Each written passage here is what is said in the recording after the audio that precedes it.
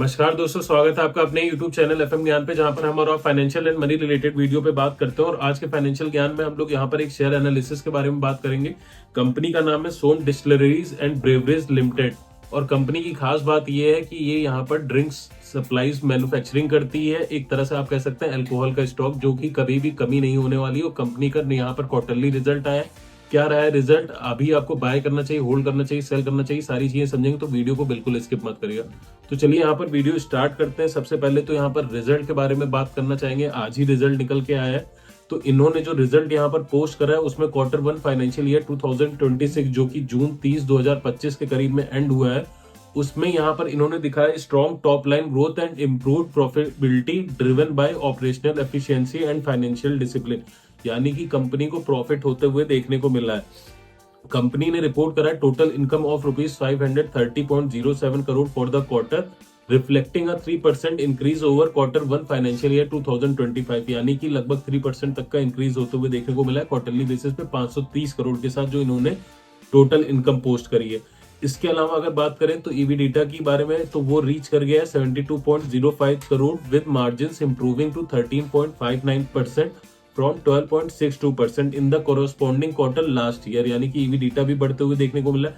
Profit before tax वो भी rise कर रहा है 58.38 करोड़ के करीब, जो कि from 56.03 crore in quarter 1 financial year 2025। इसके अलावा नेट प्रॉफिट आफ्टर टैक्स के बारे में बात करें तो वो भी 42.06 करोड़ तक गया है, जो कि कंपेयर करें 41.01 करोड़ ईयर एगो। तो यहाँ पर ओवरऑल क्वार्टरली रिजल्ट जो है कंपनी के काफी अच्छे देखने को मिल रहे हैं।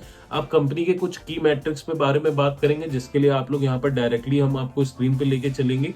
उसके बाद आपको एक फाइनल डिसीजन लेते हुए बनेगा, बाय करना है, होल्ड करना है, सेल करना है। तो आप बगल में स्क्रीन पे देख सकते हैं अभी करंट प्राइस जो चल रहा है वो 142 रुपीज 80 पैसे का है। रिजल्ट अनाउंस होने के बाद आज बढ़त देखने को मिली लगभग 3.52% के साथ।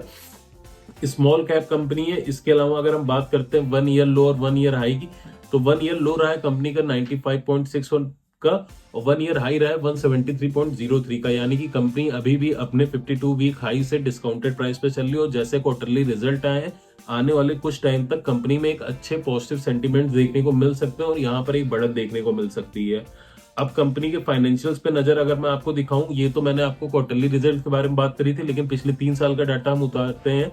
2023, 24, 25 का अगर हम लोग डाटा देखते हैं तो टोटल रेवेन्यू जो 2023 में था वो 808 करोड़ का था। 2024 में ये बढ़ के 1286 करोड़ का हो गया और 2025 में ये बढ़ के 1447 करोड़ का हो गया। नेट इनकम की बात करें तो 2023 में 60.30 करोड़ का था, ये बढ़ के 2024 में 86.50 करोड़ का हो गया। 2025 में ये बढ़ के 95.94 करोड़ का हो गया। यानी कि टोटल रेवेन्यू और नेट इनकम भी कंपनी का लगातार बढ़ते हुए देखने को मिल रहा है। अब शेयर होल्डिंग पैटर्न को देख लेते हैं। टोटल प्रमोटर होल्डिंग 39.37% है। म्यूचुअल फंड की होल्डिंग नहीं है, लेकिन अदर डोमेस्टिक इंस्टीट्यूट की बात करें 0.05% के साथ है। फॉरेन इंस्टीट्यूट की भी होल्डिंग है 1.47% के करीब। रिटेल एंड अदर इन्वेस्टर की होल्डिंग यहाँ पर 59.11% है, जिसमें अगर आप लोग देखेंगे तो रिटेल की खाली 27.06% है और अदर पार्टीज यानी कि जो बिग पार्टीज होती हैं उनके पास 32.05% है। यानी कि आप एक तरह से कह सकते हैं अराउंड 70% तक की होल्डिंग जो है वो क्वालिफाइड इन्वेस्टर्स के पास है, जिससे ये समझ में आता है, ग्रीन फ्लैग बनता है। क्योंकि अगर उनको पता रहता है कि कंपनी के पीछे क्या चल रहा है और आने वाले टाइम में कंपनी कैसा परफॉर्म कर सकती है, कैसा रिजल्ट निकल के आ सकता है, उसी के बैक पे उनका डिसीजन रहता है कंपनी में इन्वेस्ट करने का और होल्ड करने का। ऐसे में अब क्योंकि स्टॉक ऑलरेडी रिजल्ट निकाल चुका है, रैली कर रहा है, तो अब इस रैली के अंदर मैं बाइंग की रिकमेंडेशन नहीं दूंगा। लेकिन हाँ, कभी भी करेक्शन होता है तो आप अपने फाइनेंशियल एडवाइजर से कंसल्ट करके SIP फॉर्मेट में इन्वेस्टमेंट कर सकते हैं लॉन्ग टर्म के लिए।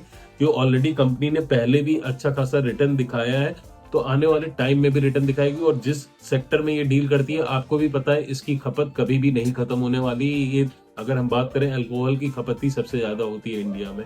उम्मीद है वीडियो पसंद आया होगा। इसके अलावा कोई क्वेरी तो कमेंट करके जरूर बताइएगा।